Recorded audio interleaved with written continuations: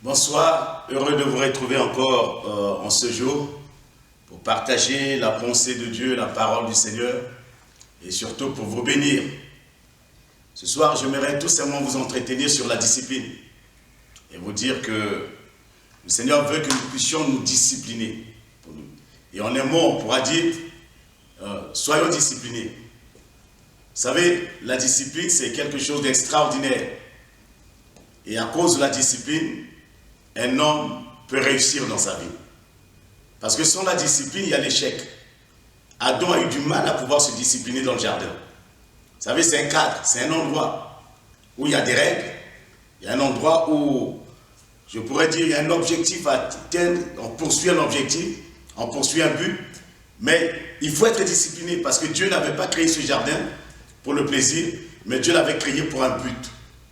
Et ce but, Adam avait du mal à se discipliner pour atteindre ce but. Vous savez, si nous ne sommes pas disciplinés, si vous n'êtes pas disciplinés, vous ne pouvez pas atteindre le but que vous poursuivez dans votre vie. Nous avons vécu un moment terrible. Vous savez, on nous a appris la discipline. On nous a imposé la discipline. On nous a dit de rester chez nous, de ne pas bouger, de ne pas sortir. Et pourquoi ? Pour que le virus qui était dans ce monde puisse reculer. Et quand nous avons accepté cette discipline contre notre volonté, nous avons réussi ensemble à faire reculer ce mal qui était déjà programmé dans le but de pouvoir faire beaucoup de dégâts dans la race humaine. Et nous bénissons le Seigneur pour ce que le Seigneur a veillé aussi sur nous et il nous a protégés. Vous savez, la discipline, c'est une règle de conduite adoptée en vue de faire régner le bon ordre dans un groupe ou dans une collectivité ou dans une société. C'est ça, la discipline, la définition que j'ai regardée. C'est une règle, c'est des règlements qu'on a mis en place pour éviter, pour empêcher, pour nous encadrer dans notre vie de tous les jours. Et le Seigneur aussi, comme un père, il nous encadre. Il nous a appelé Jésus à former des disciples. Et le disciple, c'est d'abord quelqu'un qui est vraiment discipliné. Il y a quelques versets des Écritures que nous pouvons d'abord regarder. Dans Proverbe chapitre 5, le verset 23, « Il mourra par manque d'éducation. Son immense folie le perdra. Il mourra par manque d'éducation. » Dieu est un père. Il éduque ses enfants. Et on éduque par la discipline. Dieu nous éduque comme un père éduque ses enfants. Dieu est là. Vous savez, l'école nous enseigne des choses. L'école nous apprend certaines choses. Mais l'école ne nous éduque pas. Ceux qui sont chargés de nous éduquer, ce sont nos parents. Et quand les parents n'arrivent pas à éduquer, c'est pour ça qu'on peut dire d'un enfant, il est mal éduqué. Parce que les parents donnent des bases. Et la parole de Dieu, étant disciple de Jésus-Christ, Christ a pris le temps de pouvoir nous éduquer pour nous apprendre des bases. C'est pour ça qu'il dit, il mourra par manque d'éducation. Le manque d'éducation entraîne la mort d'un homme. Proverbe 13 et 15, le verset 10 nous dit, celui qui abandonne le bon chemin sera sévèrement puni. Vous savez, c'est la discipline. Celui qui déteste les reproches mourra. Oui, Dieu n'est pas là pour nous faire des représailles, mais Dieu nous reproche. Dieu est là comme un père. Nous reprochons, il reproche une certaine conduite, une façon de faire. Et le but du Seigneur, en faisant ces choses, c'est pour que nous puissions aller dans le droit chemin. C'est pour ça, quand vous voyez la révélation de Dieu à Jean sur l'île de Patmos, il dit ce que j'ai contre toi. Il reprochait aux églises leur façon de faire, leur façon de se comporter, ceux qui étaient froids, ceux qui avaient complètement abandonné la foi. Et Dieu leur reprochait certaines comme un père. Dans Proverbe 15, le verset 30 à 33, une personne qui écoute les leçons de la vie a sa place parmi les sages. Une personne qui refuse les avertissements se méprise elle-même.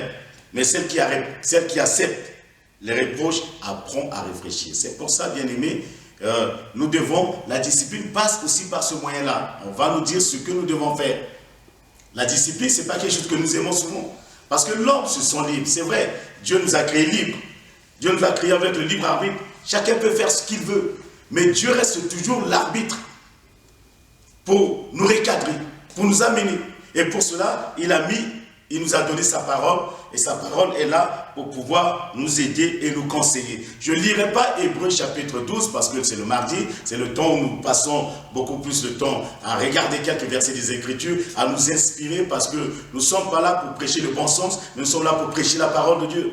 Et pour ça, nous voulons que la parole de Dieu habite abondamment dans vos cœurs. Et c'est sur la parole, Dieu veille sur cette parole-là pour pouvoir l'accomplir. Ce n'est pas des pensées positives que nous essayons de mettre en vous, mais c'est la vraie parole. Et la Bible dit, la foi vient de ce qu'on entend de la parole de Christ. C'est pour ça que je vous demande de prendre vos cahiers, de noter des versets et de le relire. Et le Seigneur vous inspirera et le Seigneur pourra vous aider. J'ai dit que je n'allais pas lire Hébreux 12, mais je préfère le lire vraiment pour vous. Hébreux 12, verset 5 nous dit, vous avez oublié le conseil que Dieu vous donne comme à des fils. Vous savez, Dieu nous considère comme ses fils. Nous sommes des enfants de Dieu. Il donne des conseils à ses fils. Écoutez ce que Dieu dit. Mon fils, quand le Seigneur te corrige, fais attention. C'est-à-dire, Dieu nous corrige. Ne te décourage pas quand il te fait des reproches. Vous savez, beaucoup de gens n'aiment pas qu'on leur fasse des reproches. Ils sont découragés. Mais Dieu te dit, ne te décourage pas. Si lui te reproche quelque chose, et tout ce que Dieu fait, c'est toujours pour notre bien. Tout ce que Dieu fait, c'est pour notre bien. Je pense que nous n'avons pas oublié ce verset de Romains 8, à partir du verset 26, quand Paul parlait aux Romains, leur disant, tout concourt au bien de ceux qui aiment Dieu. Dieu fait concourir toutes choses pour notre bien. Que ce soit des moments difficiles, des bons moments. Et quand Dieu nous parle, ça peut aussi heurter nos sensibilités. Ça peut nous déranger dans notre corps. Ça peut déranger nos pensées. Ça peut déranger. Mais le but de Dieu, c'est toujours pour pouvoir nous aider. C'est pour ça qu'il dit, ne te décourage pas. Le Seigneur corrige celui qu'il aime. Il frappe ceux qu'il reconnaît comme ses fils. C'est pour être corrigé que vous souffrez. Dieu vous traite comme ses fils. Quel est le fils que son père ne corrige pas? Ça, c'est une question. Quel est le fils que le père ne corrige pas? Même si le monde essaie de nous faire croire qu'il faut laisser les enfants, il faut laisser chacun faire ce qu'il veut, mais nous sommes en train de détruire la société en laissant les gens faire certaines choses, parce que dans la parole de Dieu, il y a des limites dans la vie. Et les limites, là où il y a des limites, si personne n'est là pour faire remarquer à ceux qui ont dépassé les limites, ça devient l'anarchie. Pourquoi nous avons des policiers? Pourquoi nous avons des gendarmes? Pourquoi nous avons des militaires? Pourquoi nous avons des frontières? C'est pour délimiter les choses. Celui qui passe au feu rouge, il ne peut pas dire qu'il a le libre arbitre. Parce qu'il y a quelqu'un qui est là pour le verbaliser. C'est pour ça qu'il y a des limites. Et comment pouvons-nous accepter dans la société qu'il y ait des règles, qu'on puisse verbaliser quelqu'un qui ne sait pas bien stationner, qu'on puisse verbaliser quelqu'un qui passe au feu rouge et ne pas à la maison corriger ceux que nous avons et que nous avons la responsabilité de leur donner un avenir. Et Dieu dit, si nous ne voulons pas le faire, lui nous corrigera parce que nous sommes ses enfants. Seigneur, merci pour cela. Si Dieu ne nous corrige pas comme tous ses enfants, vous êtes des enfants illégitimes. Vous n'êtes pas des vrais fils. Nous avons eu des pères sur cette terre, ils nous ont corrigés et nous les respections. Alors c'est sûr, nous devons obéir davantage à Dieu notre Père pour avoir la vie. Oui, nos pères nous corrigeaient pendant quelque temps selon leur idée à eux. Mais Dieu, pour notre bien, c'est pour notre bien qu'il nous corrige. Il veut nous rendre saints, comme lui, il est saint. Sur le moment, une correction ne fait pas plaisir. Le verset 10. Elle donne de la tristesse. Mais plus tard, ceux qui ont été formés de cette façon deviennent justes et trouvent ainsi la paix. Je bénis Dieu pour mon Père qui m'a corrigé et qui m'a appris la vie. Qui m'a appris, il y a des limites dans la vie. Il y a des choses, il y a des limites. Il y a des endroits que je ne dois pas y aller. Il y a des choses que je ne dois pas faire parce que c'est pour les autres. Il y a des choses que je ne dois pas dire. Parce que c'est manque de respect par rapport à ceux qui sont élevés en dignité ou sont plus âgés que moi. Ça, c'est l'éducation. Et tout cela, quand je n'arrivais pas à le faire, il me corrigeait. Soit il me mettait au coin, soit il me donnait quelques fessées, soit il me privait d'un peu d'argent de poche. Mais c'était sa façon de me corriger. C'était sa façon de faire. Et je bénis Dieu parce qu'il était en train de former un homme. Un homme qui sera un jour appelé à être modèle pour ses enfants et pour les autres. Mais on dit c'est pour notre bien. Ça semble, mais nous trouvons la paix. C'est pourquoi redressez vos bras fatigués et rendez plus fort vos genoux tremblants. Faites des bonnes pistes pour vos pieds. Alors celui qui boite ne se tordra pas la cheville. Au contraire, il guérira. Bien-aimés, ce soir, il y a 4 domaines dans lesquels nous devons nous discipliner. 4 domaines. 4 domaines dans lesquels Tu dois te discipliner, je dois me discipliner, et nous devons nous discipliner. Et Dieu attend de nous une discipline. Que nous soyons vraiment disciplinés, parce qu'il a vraiment quelque chose à faire avec nous. Il a un plan extraordinaire, magnifique, à réaliser avec toi et moi.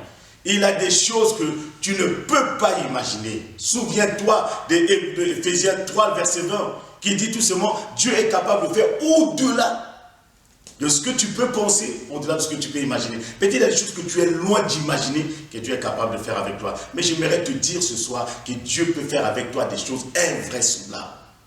Des choses que tu ne penses même pas. Des choses que personne autour de toi ne peut penser.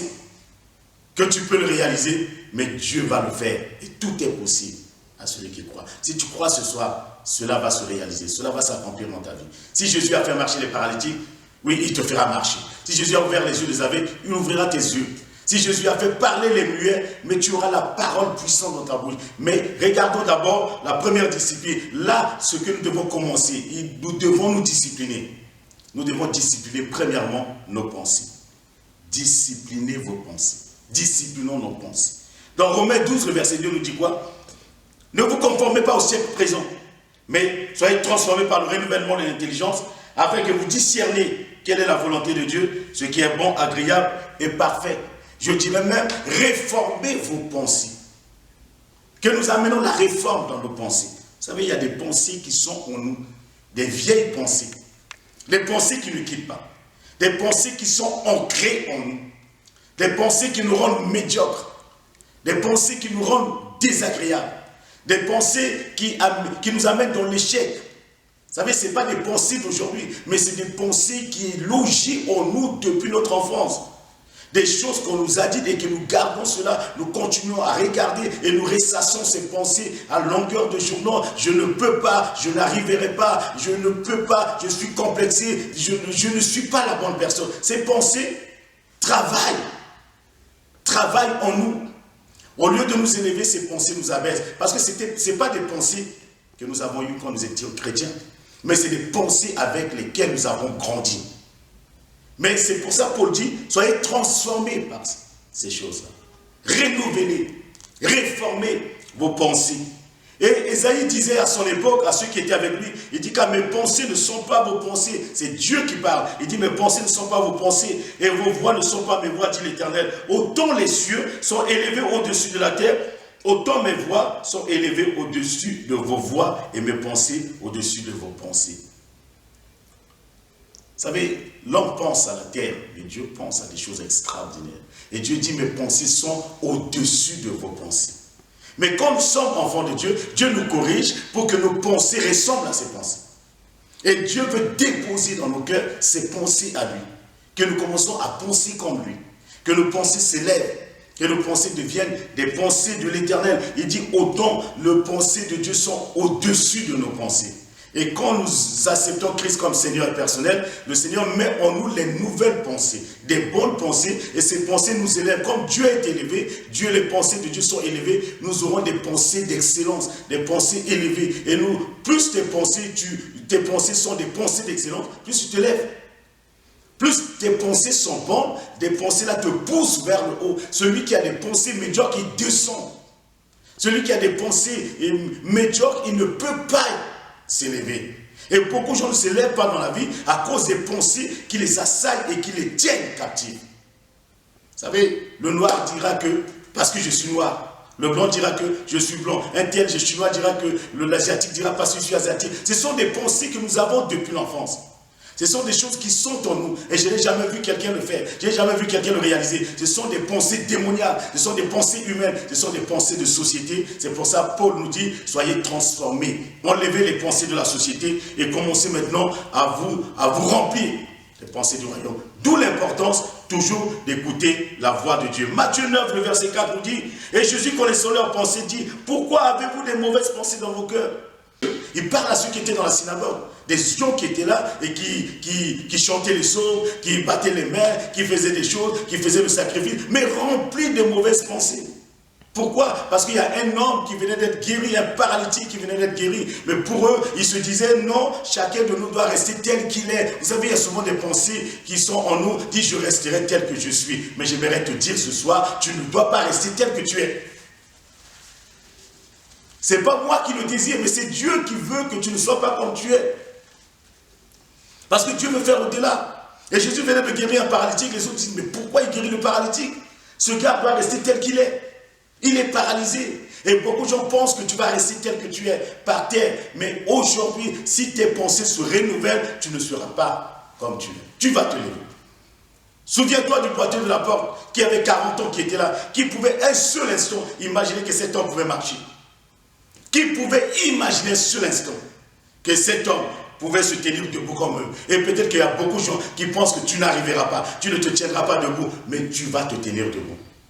Parce que tes pensées, le Seigneur, tu vas discipliner tes pensées, tu vas enlever les mauvaises pensées et te remplir des bonnes pensées. Regardez ce que Paul dit aux Corinthiens, dans 2 Corinthiens chapitre 10, le verset 5, car les armes avec lesquelles nous combattons ne sont pas charnelles, mais elles sont puissantes par la vertu de Dieu pour renverser des forteresses. Pour renverser des forteresses. Vous savez, il y a des pensées qui sont des forteresses. Nous sommes des pensées qui nous emprisonnent. Des pensées qui nous prennent captifs. Des pensées qui dominent sur nous.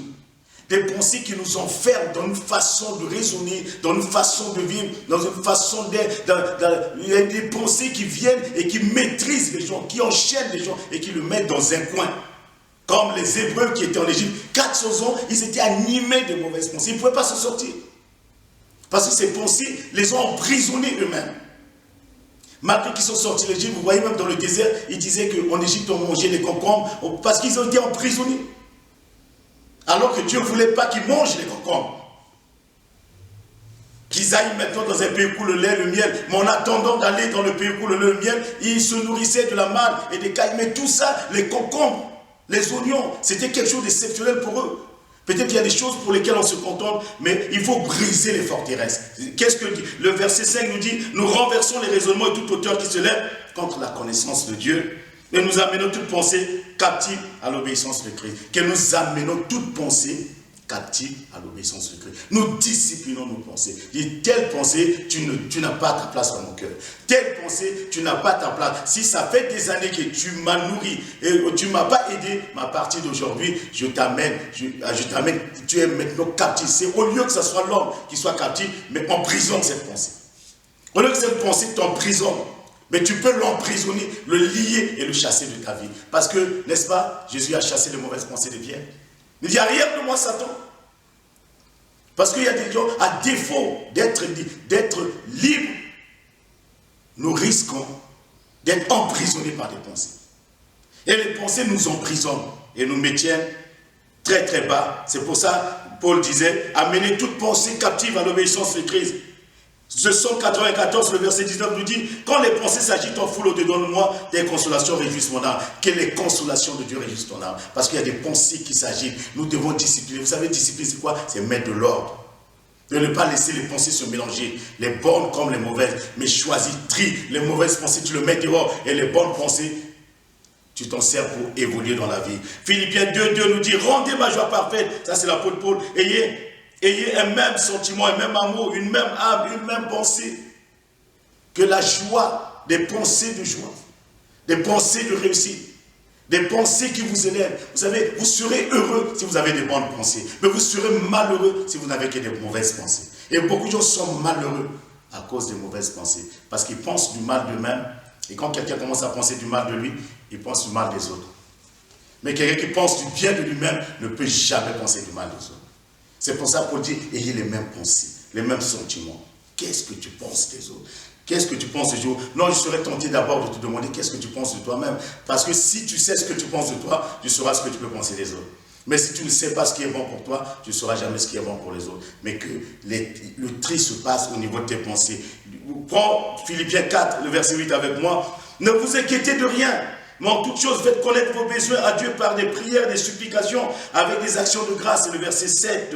La paix de Dieu qui surpasse toute intelligence gardera vos cœurs et vos pensées en Jésus-Christ. Vos pensées en Jésus-Christ. La paix de Dieu.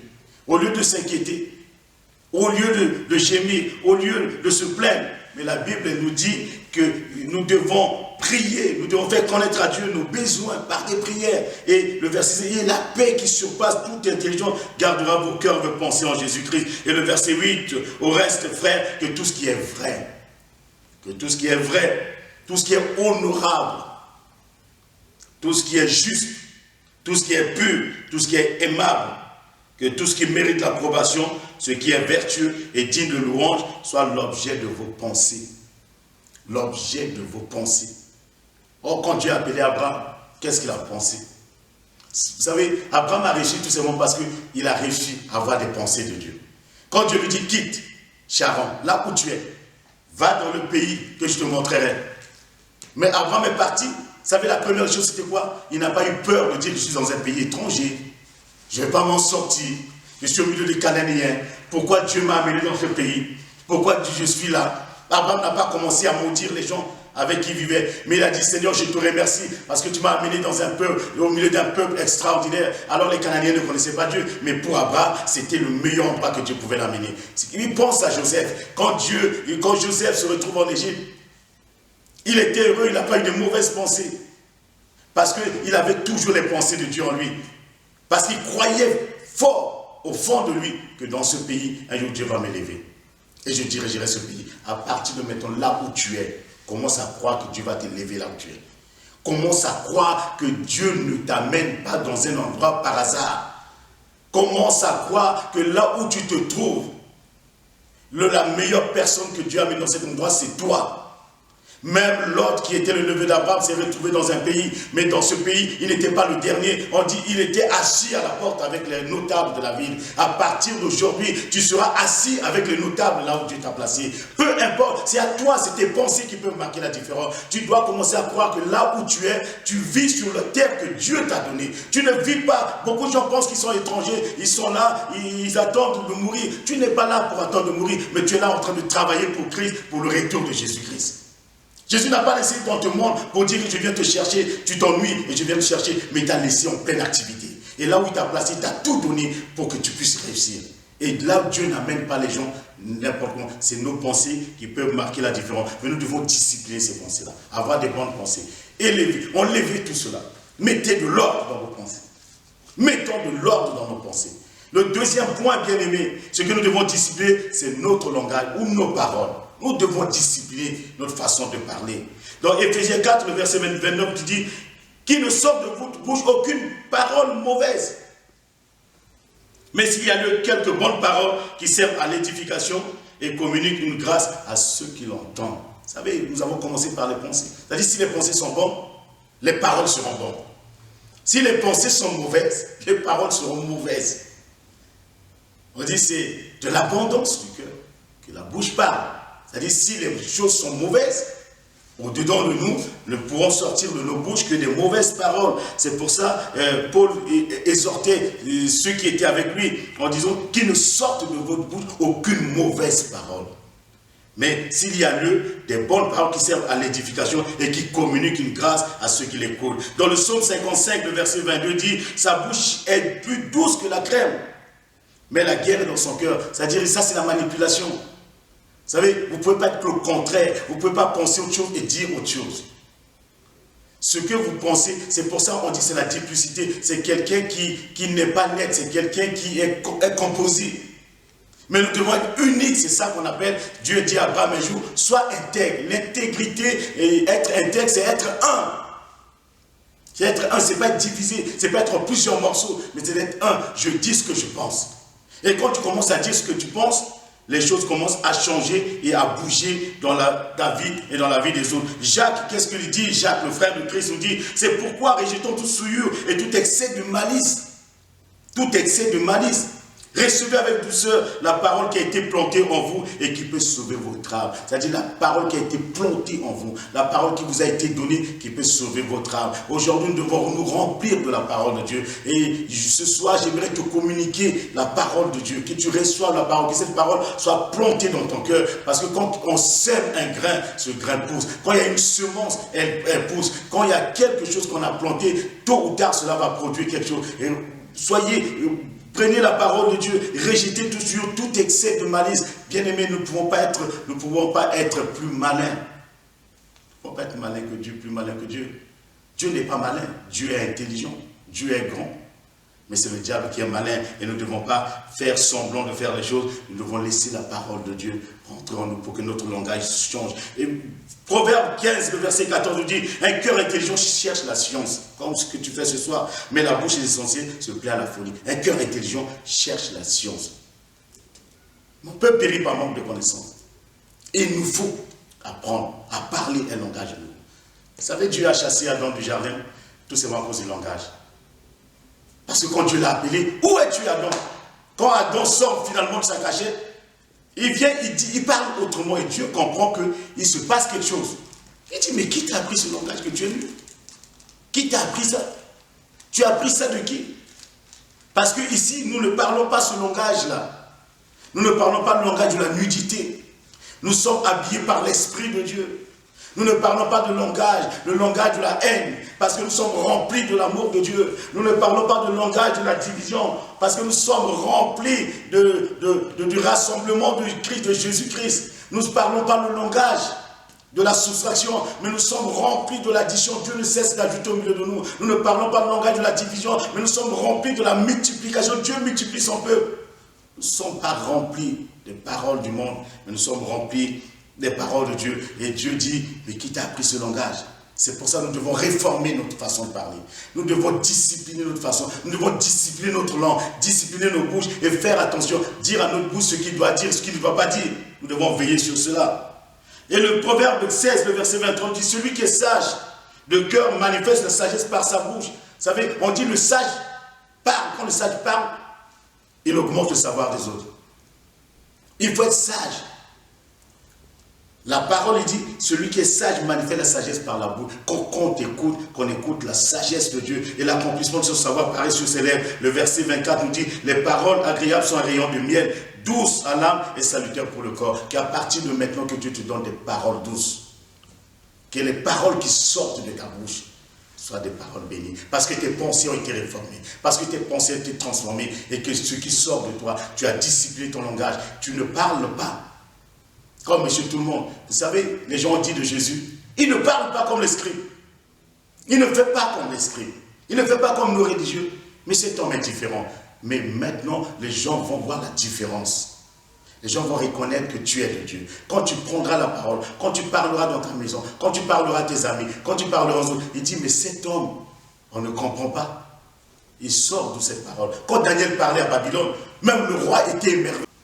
Du nom de Joseph, un prisonnier qui sort, qui se retrouve devant Pharaon. Quand il parle, Pharaon refuse de laisser partir chez lui. Je crois qu'à partir de maintenant, les gens ne te laisseront plus partir. Les gens vont dire, viens nous parler. Les gens vont t'appeler. Les gens vont te solliciter. Et quand tu prendras la parole, tout le monde va écouter.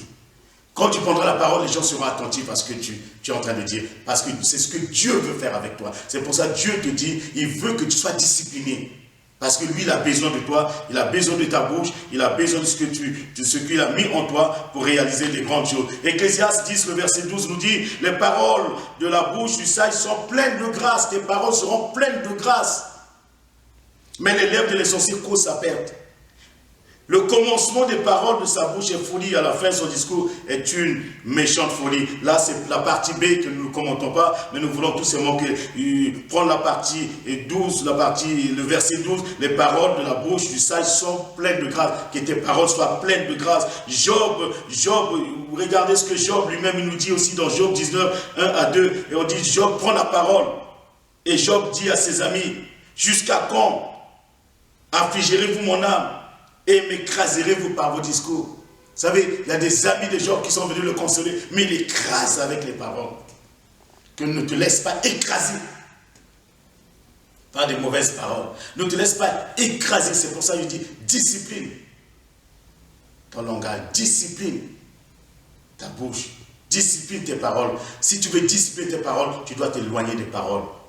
Tu dois t'éloigner de tous ces gens qui parlent autour de toi et qui veulent injecter en toi un nouveau langage, qui veulent te donner un nouveau langage, qui veulent que tu parles comme eux, mais que tu puisses discipliner ta parole. Le troisième point, j'ai dit, on discipline nos pensées, disciplinons nos langages, nos paroles et disciplinons nos finances. Ça, c'est le troisième point. Nous devons discipliner nos finances. Joël 3, le verset 5 nous dit, vous avez pris mon argent, mon or, Est-ce que j'avais, et ce que j'avais de plus précieux et de plus beau, vous l'avez emporté dans vos temps. Vous savez, ça c'est Dieu qui dit, vous avez pris mon argent, vous avez pris mon or, et ce que j'avais de plus précieux, vous l'avez amené dans vos temps. Aujourd'hui, bien-aimés, nous devons nous discipliner sur le plan financier. Pour ceux qui sont de Dieu, nous devons nous discipliner. Vous savez, il y a des choses que nous n'avons pas besoin. L'argent que nous avons, c'est l'argent du Seigneur parce que nous appartenons au Seigneur. Nous devons maintenant gérer nos finances avec Dieu. Nous devons avoir de discipline. Nous devons avoir des disciplines pour ne pas tourner toujours dans les découvertes, dans les problèmes d'argent. Et la plupart, quand vous remarquez, j'ai pensé, j'ai remarqué, j'ai vu que la plupart des gens qui ont des problèmes d'argent sont des pauvres. Des pauvres. Pourquoi? Parce qu'ils n'arrivent pas à se discipliner. Et les plus grands consommateurs de la terre sont des pauvres. Les plus grands consommateurs de la terre sont des pauvres. Je le dis bien, les riches n'achètent pas ce que nous achetons tout le temps. Les riches ne consomment pas comme nous. Les riches ne dépensent pas beaucoup. Mais c'est les pauvres qui dépensent énormément parce qu'ils en ont toujours besoin. Ils ont toujours besoin de ceci. Mais quand nous rentrons dans la présence de Dieu, quand nous devenons enfants de Dieu, quand nous devenons fils de Dieu, mais Dieu va corriger nos finances. Dieu va nous aider à mieux assainir nos finances. Dieu va nous aider à mieux épargner, à mieux travailler, parce que nous ne pourrons pas vivre des dettes et nous en sortir. Il nous faut être libre sur le plan des dettes. Il faut être libéré. Et vous savez, je dirais peut-être quelque chose, mais beaucoup de gens ont des crédits de consommation, des crédits pour le mariage, des crédits pour acheter des canapés, des crédits pour acheter ceci, acheter des choses, des superflus. Mais si quelqu'un a un crédit peut-être pour la maison, je comprendrais. Mais ce sont des choses périssables. Personne ne viendra noter ta maison, bien-aimé. Personne ne viendra te donner une note parce que ta maison est la plus belle. Même s'il te donne ça, tu n'auras rien. Mais tu dois te discipliner que ce que tu as, sur l'argent, Dieu a le regard sur ton argent. Dieu a le regard, c'est pour ça qu'il dit à Joël, vous avez pris mon argent et mon or, et vous avez amené ça dans le temple. Dans vos temples. Et aujourd'hui, quel temple Dieu parle? Je pourrais dire le temple de la sexe, le temple de la pornographie. Le temple du sport. Vous savez combien d'argent que les sportifs brassent aujourd'hui? Combien d'argent dans le milieu de la pornographie, toutes ces choses, et les chrétiens, nous sommes dans ces choses, nous avons pris l'argent de la maison de Dieu, et cet argent se retrouve maintenant dans ces temples-là. Dans les temples, des grands stades, où les gens crient au nom de leurs idoles. C'est tout, beaucoup d'argent sont brassés, et c'est l'argent qui était pour embellir la maison de Dieu, pour permettre à l'évangélisation mondiale. L'argent qui était là pour permettre que les pandémies reculent. L'argent que Dieu a donné à son église pour permettre que les pauvres mangent à leur faim. L'argent que Dieu avait donné à son église pour que les veuves soient entretenues, pour que les orphelins puissent faire des bonnes études. Et l'argent que Dieu avait donné à son peuple, mais tout cet argent est en train de se dissiper parce que le peuple de Dieu n'est pas discipliné au niveau de leurs finances. Matthieu 25, le verset 24 à 27. Celui qui n'avait reçu qu'un talent s'approcha ensuite et dit, Seigneur, je savais que tu es un homme dur, qui moissonne où tu n'as pas semé et qui amasse où tu n'as pas vanné. Verset 25, j'ai eu peur et je suis allé cacher ton talent dans la terre. Voici, prends ce qui est à toi. Son maître, le verset 26 nous dit, son maître lui répondit, serviteur méchant et paresseux, tu savais que je moissonne où je n'ai pas semé et que j'amasse où je n'ai pas vanné. Il te fallait donc remettre mon argent au banquier et à mon retour, je retiré ce qui est à moi avec un intérêt. Ôtez-lui donc le talent et donnez-le à celui qui a les 10 talents, car on donnera à celui qui a, il sera dans l'abondance, mais à celui qui n'a pas, on ôtera même ce qu'il a. Vous savez, cet homme était méchant, et je prie pour que cette méchanceté ne soit pas au milieu de nous, que nous cachions les talents, nous cachions ce que Dieu nous a donné. Et beaucoup de chrétiens sont dans la galère, dans la souffrance, alors qu'ils ont des talents extraordinaires. Alors que Dieu les a dotés des talents extraordinaires. Dieu ne t'a pas donné l'argent, mais Dieu t'a donné un talent. Dieu ne t'a pas donné peut-être des milliards, mais Dieu t'a donné une capacité à faire les choses invraisemblables. Dieu t'a donné la capacité à travailler l'argent. Dieu t'a donné une onction à attirer l'argent dans ta vie. Ce que tu fais avec Dieu, si Dieu est partenaire avec toi dans tout ce que tu es en train de faire, tu ne mourras pas malheureux. Dans la Bible, Abraham est allé dans le tombeau après une vieillesse heureuse. David, qui était qu'un jeune berger, il s'est retrouvé à la fin de sa vie avec beaucoup d'argent qu'il a donné pour la construction du temple de l'Éternel. C'est lui qui a investi tout ce qu'il avait.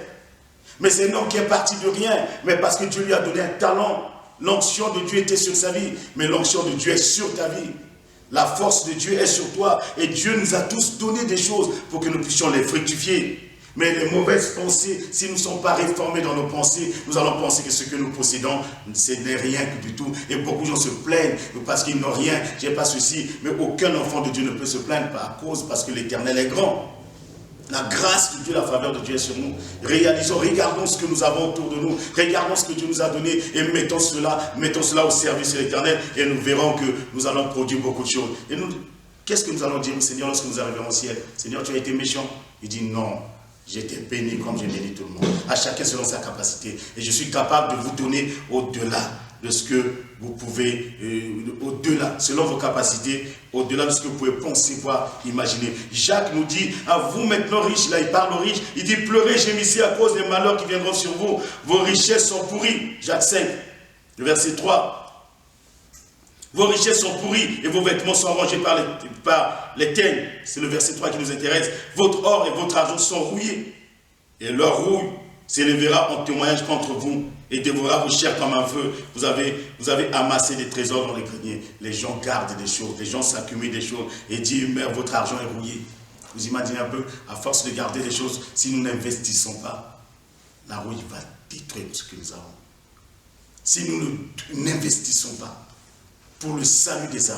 Nous n'investissons pas pour le royaume de Dieu. Nous n'investissons pas pour les choses spirituelles. Pour qu'un grand nombre vienne à connaître notre Dieu. Pour qu'un grand nombre se tourne vers Dieu. Tout cela tombera en ruine. Tout cela sera rouillé. C'est pour ça que Dieu doit vraiment nous donner une discipline. Nous devons être disciplinés. Nous devons avoir la discipline en nous-mêmes. Regardez cet homme, je n'aurai pas le temps de lire le giron malhonnête dans Luc chapitre 16, le verset 1 à 13, de cet homme qui a été très intelligent. Il a discipliné, c'est un dépensier, c'est quelqu'un qui dépensait tout ce qui était à son maître. Mais quand le maître lui a dit, écoute, tu vas mettre la discipline maintenant, mets de l'ordre dans ce que tu es en train de faire. Eh bien aimé, j'aimerais te dire, le Seigneur dit, mets de l'ordre dans tes finances. Mets de l'ordre dans ce que tu es en train de faire. Mets de l'ordre, discipline-toi. S'il y a des choses que tu ne dois pas acheter cette année, ne l'achète pas. Ne te bats pas, tu n'as pas besoin de ça pour le moment, tu ne le prends pas. Vous savez, j'ai appris à me discipliner. Vous savez, souvent, il y avait des choses qu'on n'en avait pas besoin. Mais quelqu'un te présente ça parce que tout le monde a ça, tu veux avoir ça. Pourquoi? Est-ce que tu en as besoin? Il y a des choses que nous achetons, faites l'inventaire dans votre maison. Essayez de faire l'inventaire chez vous, vous allez voir qu'il y a beaucoup de choses qui coûtent beaucoup d'argent et qui ne servent strictement à rien. À rien. Et cet argent pouvait être investi dans autre chose. Dans les études de vos enfants. Cet argent pouvait être investi dans votre voyage, dans des vacances. Cet argent peut même être investi dans votre santé ou à aider quelqu'un. Mais parce qu'on a investi et on a mis des choses. Et souvent le Seigneur a regardé cet homme. Comme Jésus a dit, il a demandé, il dit, tu dépenses trop, mais fais maintenant l'inventaire, on va regarder. C'est là où il prend conscience. Il va voir un tel, il dit, tu dois combien? Tu dois combien? C'est la première fois qu'il sait qu'il y avait l'argent qui était éparpillé partout. Il y a des gens qui s'amusaient avec l'argent de son maître. Alors c'était l'argent qui devait être dans la caisse. Alors c'était l'argent qui devait être là. Bien aimé, si tu ouvres les yeux, tu verras qu'il y a beaucoup de choses. Il y a ton argent qui va ailleurs. Ton argent s'éparpille, ton argent s'évapore. Tu mets ton argent dans beaucoup de choses. Il y a des gens qui viennent te vendre des choses que tu n'as pas besoin. Souvent nous achetons des choses de trop. Parce que nous n'avons pas le temps de faire l'inventaire chez nous à la maison, de regarder ce que nous avons. Et souvent, si nous faisons l'inventaire à la maison, nous allons voir qu'il y a des choses. Mais pourquoi j'achète ça? J'en ai déjà. Il nous est arrivé d'acheter des choses que nous avons achetées déjà, qui étaient à la maison, qu'on n'a pas utilisées. Mais parce qu'on passait quelque part, on a vu ça, on dit, tiens, ça c'est bien. Et on amène à la maison, on se retrouve avec deux choses à la fois. Mais pourquoi? Parce que c'est manque de discipline dans les finances. Et Dieu veut nous discipliner. Parce qu'il veut te bénir, te bénir. Et tous ceux qui se sont enrichis, tout ce que Dieu a rendu riche, le but, ce n'est pas de s'enrichir, mais tout ce que Dieu a rendu riche et prospère, c'est des gens qui avaient une discipline. Souvenez-vous de Joseph. Qu'est-ce qui a touché le cœur de Pharaon? La discipline financière. Il a dit à Pharaon, voilà ce qu'on doit faire. On ne doit pas gaspiller ce que la moisson. Parce qu'il y aura 7 années d'abondance. Mais il ne faut pas qu'on gaspille. On doit faire des stocks, on ne doit pas dépenser n'importe comment, mais on doit maintenir pour que, parce que les 7 années qui vont venir, ce sera des années terribles de sécheresse, mais ce que nous avons mis de côté, ça nous permettra de pouvoir surmonter cette époque, de pouvoir survivre dans ce moment. Et la Bible dit, ce que Joseph venait de proposer à Pharaon, a plu à Pharaon. Qu'est-ce que Jésus a fait aussi après la multiplication de pain? Les 12 paniers sont restés, il n'a pas dit, bon, laissez ça comme ça, on s'en va, parce que vous n'en avez pas besoin. Il dit, hey, ramassez tout ça, mettez dans le panier, on va partir avec. La discipline. Dieu veut que tu sois discipliné dans ce domaine. Que dire d'Ananias et Saphira? Ça, je ne reviendrai plus. Je ne parlerai plus. Le dernier point, je vais terminer avec vous. Disciplinez votre vie sexuellement. Une discipline sur une vie sexuelle. Il y a trop de scandales sexuels dans les milieux chrétiens ces derniers temps. Je vis dans ce monde, j'écoute ce qui se dit, je vois ce qui se dit, mais j'aimerais d'abord vous ramener dans la Bible pour voir aussi qu'à l'époque, il y avait beaucoup de choses. Il n'y a rien de nouveau sous le soleil. Mais les conséquences, je ne parle pas de tomber, quelqu'un peut tomber, Dieu le relève. Ce que les gens oublient, c'est les conséquences. On oublie souvent les conséquences. Ce qui peut entraîner derrière. Regardez avec moi dans le livre de Juges, au chapitre 16, le verset 21. Le verset 18 nous dit quoi? Delilah, voyant qu'il lui avait ouvert tout son cœur et salut de Samson, il envoya appeler les princes des Philistins et leur fait dire, montez cette fois, il m'a ouvert tout son cœur. Et les princes des Philistins montèrent vers elle et apportèrent l'argent dans leurs mains. Le verset 19, elle l'endormit sur ses genoux, ayant appelé un homme, elle rasa les 7 traits sur la tête de Samson et commença ainsi à le dompter comme un animal. On ne dompte pas un homme, on dompte un animal. Mais Samson devient comme un animal. Il était tellement amoureux qu'il a perdu tout le contrôle de sa vie. Il ne savait pas qui il était. Il ne savait pas qu'il était né par la volonté de Dieu. Il ne savait pas qu'il était consacré, mis à part. Il ne savait pas qu'on ne pouvait pas le toucher n'importe comment. C'est quelque chose qu'on a mis à part. Depuis le sein de sa mère, Dieu a dit, cet enfant sera consacré. C'est un enfant, pas comme tout enfant. C'est quelqu'un qu'on a mis à part. Mais tu es consacré, toi qui me regardes bien aimé. Dieu t'a mis à part. Tu n'es pas n'importe qui. Tu n'es pas monsieur tout le monde. Tu n'es pas le monsieur à femme. Tu n'es pas la femme aux hommes. Non, tu es consacré. Ta naissance, Dieu t'a consacré. Dieu t'a mis à part que tu ne veux pas faire ce que tout le monde fait. Et Samson, tel était son cas. On dit, Dieu l'avait consacré. Mais là, il devient comme un animal. On commence à le dompter parce que c'est quelqu'un qui est tombé très très bas. Il perdit sa force. Quand il a été dompté, il perdit sa force. Et le verset 20 nous dit, elle lui dit, et elle lui dit, alors, les Philistins sont sur toi, Samson. Il se réveilla de son sommeil et dit, je m'en tirerai comme les autres fois. Et je me dégagerai. Il ne savait pas que l'Éternel s'était retiré de lui. Le verset 21, les Philistins le saisirent et le crevèrent les yeux. Et ils le firent descendre à Gaza et le lièrent avec des chaînes d'airain et tournaient la meule dans la prison. Conséquence de son acte, il devient aveugle. Pas de maladie, mais par la violence des hommes, la méchanceté des hommes. Ils lui ont crevé les 2 yeux. Ils l'ont rendu aveugle. Ils l'ont rendu esclave. Et ce que, vous savez, je vous dis, il a été dompté. Pour les Philistins, ce n'est qu'un animal. Ce n'est pas un homme, alors que c'était un homme de Dieu. C'était un homme qui est né par la volonté de Dieu. Sa mère était stérile, mais sa révélation, sa naissance a été une révélation. C'était le fils de son père, c'était le fils de sa mère. Ils ont eu la maman a eu une discipline extraordinaire. Parce que Dieu a donné une discipline à sa mère. C'était strict. Tu ne boiras pas de liqueur, tu ne toucheras pas à ceci, parce que l'enfant qui est dans ton sein, c'est un enfant consacré à l'Éternel. Ses cheveux ne doivent pas être touchés. Vous savez, c'est une discipline. Mais Samson vivait dans l'indiscipline totale. Il se retrouve là en train de tourner la main comme un âne, comme un cheval, comme un bœuf. Les conséquences. Vous savez combien de gens se retrouvent en train de tourner en rond? Ceux qui étaient forts, ceux qui prêchaient l'évangile que les nations disaient Alléluia, ceux qui menaient les combats de l'Éternel, ceux qui étaient sur les podiums chantant la puissance de Dieu descendait sur les assemblées, mais à cause de l'immoralité sexuelle, à cause de l'indiscipline, ils ont perdu ce feu. Beaucoup ont perdu ce feu. Et nous prions pour que le Seigneur les touche, que le Seigneur les relève. Et nous devons faire très attention à cela, pour ne pas perdre la force que Dieu nous a donnée. Dans 2 Samuel chapitre 12, le verset 7 à 12, Il s'agit d'un autre héros de la foi, d'un autre homme, le personnage extraordinaire de la Bible, le deuxième personnage de la Bible après Jésus-Christ, David. Et Nathan dit à David, tu es cet homme-là, ainsi parle l'Éternel, le Dieu d'Israël. J'étais oint pour roi sur Israël, j'étais délivré de la main de Saül. J'étais mis en possession de la maison de ton maître, j'ai placé dans ton sein les femmes de ton maître, et je t'ai donné la maison d'Israël et de Juda. Si cela eût été peu, j'aurais encore ajouté. Vous voyez comment Dieu parle. Dieu dit, si ce n'était pas suffisant, il fallait que tu me demandes. J'étais prêt à te rajouter, David. Mais qu'est-ce que tu vas faire? Pourquoi donc as-tu méprisé la parole de l'Éternel en faisant ce qui est mal à ses yeux? Tu as frappé d'épée Uri le Héthien, tu as pris sa femme pour en faire ta femme, et lui, et tu l'as tué par l'épée des fils d'Ammon.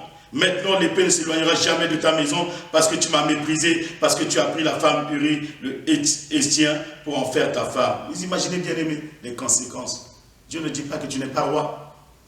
Tu peux continuer à faire ta mission, tu peux continuer à chanter, mais Dieu dit, tu viens de mettre quelque chose dans ta maison. L'épée ne sortira pas de ta maison. Vous voyez les conséquences de l'immoralité sexuelle. Les conséquences de ces choses-là. Il y a un péché qui s'attache à nous, c'est le péché sexuel. C'est quelque chose qui s'attache à nous. C'est pour ça que Paul pouvait dire, fuyez ces choses-là. Soyez disciplinés sur le plan sexuel. Soyez disciplinés. Joseph était discipliné. Si tu as été appelé pour réaliser des grandes choses, pour conduire le peuple de Dieu, si tu as été réalisé et tu crois que Dieu t'a appelé à une fonction, à quelque chose de grand, à un leadership dans des nations, à un leadership qui doit toucher la terre, qui doit toucher les hommes, bien aimé, il faut que tu puisses avoir une discipline. Tu dois te discipliner. Joseph le savait, il était jeune. Il était jeune et beau. Donc toutes les femmes, vous imaginez un peu la femme de son maître désirait sortir avec lui. Mais Joseph savait une seule chose, que Dieu est avec lui. Que Dieu te garde dans la discipline. Sois discipliné.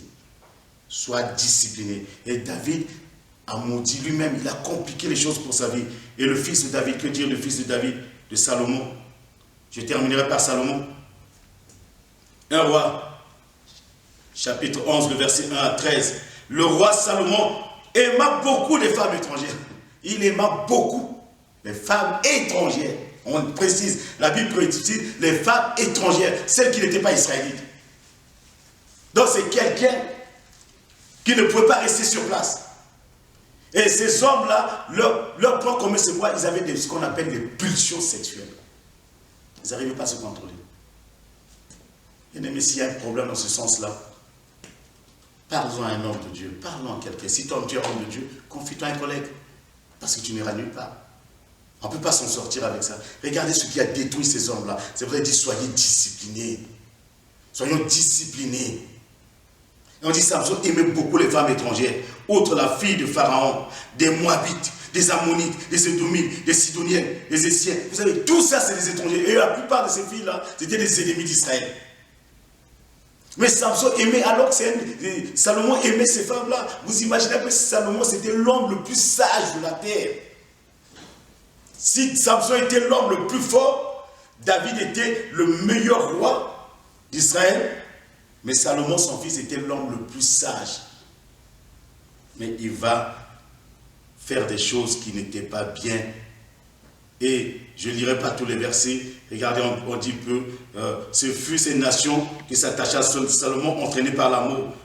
Il eut, le verset 3 nous dit quoi? Il eut 100 princesses pour femmes et 300 concubines. Et ces femmes détournèrent son cœur. 1000. Il était exceptionnel. À l'époque de la vieillesse de Samson, ces femmes inclinèrent son cœur vers d'autres dieux et son cœur ne fut point tout entier à l'Éternel son Dieu, comme il avait été le cœur de David son père. Salomon alla après Astarté, les divinités des Sidoniens, après Milcom, l'abomination des Ammonites. Et Salomon fit ce qui est mal aux yeux de l'Éternel. Vous imaginez que celui qui a construit le temple de Dieu, il fit ce qui est mal aux yeux de l'Éternel. À cause de quoi? De l'immoralité sexuelle. Bien-aimé, disciplinons-nous. Discipline ta vie sexuelle. Si tu n'es pas marié, abstiens-toi. Pour ne pas brûler, marie-toi le plus rapidement possible. Marie-toi à celle que Dieu a choisi pour toi. Marie-toi à celui que Dieu t'aime. Tu ne peux pas mélanger le Dieu et avoir un ministère de puissance. Tu ne peux pas mélanger ces choses-là et t'élever en gloire, en dignité. Et toutes ces choses ramènent toujours vers le bas. Vous remarquez, tous ces hommes sont tombés très très bas. J'aimerais tout simplement t'encourager. Parce que Dieu nous appelle tous à être disciplinés. Dieu nous demande d'être disciplinés. Parce que nous sommes les disciples de Jésus-Christ. Disciplinons nos pensées. Parce que tout cela arrive quand ça commence au niveau de pensée. Quand les pensées ne sont pas saines, tout cela peut arriver. Mais que tes pensées soient saines. Pour que tu puisses avoir une bonne gestion des paroles, de ce que tu dis. Que tu contrôles ce que tu dis. Que tes pensées soient saines. Pour que financièrement, tu sois en bonne santé et que tu saches faire ce qui est bien. Que tes pensées soient saines. Que tes pensées soient réformées. Pour que tu ne puisses pas envier tout ce que tu vois. Que tu ne cours pas derrière tout ce que tu vois. Mais que tu puisses te discipliner parce que Dieu a préparé quelque chose d'extraordinaire pour toi. Dieu a préparé quelque chose de magnifique pour toi. Tous ces exemples que tu as vus, c'était des hommes aussi qui étaient des hommes de Dieu, mais ils sont tombés très très bas. Et beaucoup ne se sont pas relevés. David, on lui a refusé de construire le temple. Samson est mort très jeune. Il n'a fait que 20 ans de ministère. Il est mort. Salomon, on dit, il a terminé très mal. Et son fils Roboam a divisé Israël. Vous voyez les conséquences de tout cela. C'est pour ça, ce soir, j'aimerais tout simplement t'encourager que sois discipliné dans tous ces domaines que nous venons de citer et que le Seigneur te garde et te protège là où tu es. Laisse-moi prier maintenant pour toi, pour que Dieu t'accorde à toi et à moi de vivre une discipline et que Dieu nous l'impose. Comme je vous ai dit tout à l'heure, ce monde nous a disciplinés. On nous a disciplinés pour faire reculer le virus. On a discipliné. Là où il n'y a pas de discipline, il n'y a pas de résultat. Là où il n'y a pas de discipline, il n'y a pas de progrès. Un sportif de haut niveau qui refuse de discipliner sa vie, il va terminer sa carrière. Parce que ça demande une discipline. S'il n'y a pas de discipline dans la vie, dans la maison, c'est le désordre qui va s'installer dans la maison. Et nous voulons ce soir dire, Seigneur, je suis prêt. Je vais discipliner mes pensées. Je vais discipliner mon langage, que je ne parle pas comme un insensé. Parce que je ne suis pas un païen pour parler comme un païen. Je ne suis pas un fou pour parler comme un fou. Je ne suis pas un irréfléchi pour parler comme un irréfléchi. Et je réfléchis devant toi. Seigneur, tu ne nous as pas donné tous ces biens pour que nous puissions les détruire. Mais tu nous as bénis. Pour que nous bénissons ton œuvre, nous bénissons les autres. Que nous apportons pour que les nations soient sauvées, pour que les pauvres mangent, pour que les veuves soient encouragées, pour que les orphelins trouvent des pères et des mères, fassent des études, soient soignés, pour que ces orphelins ne souffrent pas parce que tu es le père des orphelins. Tu nous as bénis. Seigneur, tu nous veux ce soir que nous soyons disciplinés. Discipline mon frère, ma soeur. Discipline mes pensées à moi, les pensées de mon frère, de ma soeur. Donne-nous, Seigneur, d'avoir les mêmes sentiments qui étaient en toi. Père, nous nous recommandons à ta grâce. Si le monde nous a imposé une discipline de 55 jours où nos vies ont été complètement chamboulées, nos habitudes ont été transformées, nous avons changé d'habitude. Et aujourd'hui, nous ne sommes même pas capables de nous saluer. Nous ne sommes pas capables, Seigneur, par des saints baisers, de nous approcher les uns des autres à cause de la discipline imposée. Mais toi, notre Père, tu veux aussi que nous soyons disciplinés sur le plan spirituel. Car sans discipline, il n'y a pas de résultat. Sans discipline, il n'y a pas de percée. Et tu as chassé Adam de ton jardin. Seigneur, fais de nous, par ton esprit, des hommes et des femmes disciplinés. Nous te le demandons de tout notre cœur. Et nous te prions pour que le Saint-Esprit vienne nous aider dans nos faiblesses, pour que les histoires de ces hommes, ce que nous avons entendu, que nous ne puissions pas terminer comme un Samson, que nous ne puissions pas terminer comme un David, que nous ne puissions pas terminer comme un Salomon, mais que Seigneur, nous puissions, en voyant leurs exemples, discipliner notre vie devant toi, et que la gloire te revienne à toi et à toi seul. Nous te remercions ce soir pour tout le bien que tu nous as fait. Bénis chacun d'entre nous. Bénis ceux qui sont dans le monde, qui nous regardent, ceux qui sont dans le monde, qui reçoivent ce message. Seigneur, fais-leur du bien. Au nom de Jésus-Christ, notre Seigneur et Sauveur. Amen. Que le Seigneur vous bénisse. Bonne soirée à vous.